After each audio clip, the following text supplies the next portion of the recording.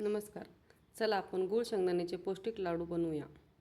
शेंगदाण्याचे लाडू बनवण्यासाठी गूळ अर्धा किलो आणि शेंगदाणे अर्धा किलो घेतलेले आहेत.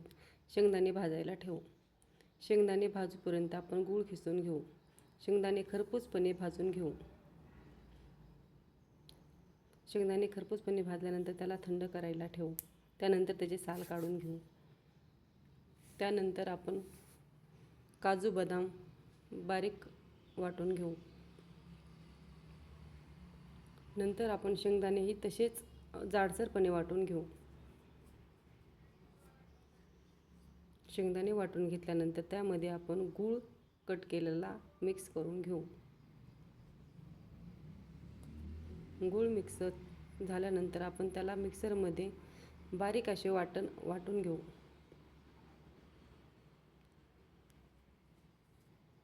याप्रमाणे नंतर आपण त्याचे लाडू बनवू.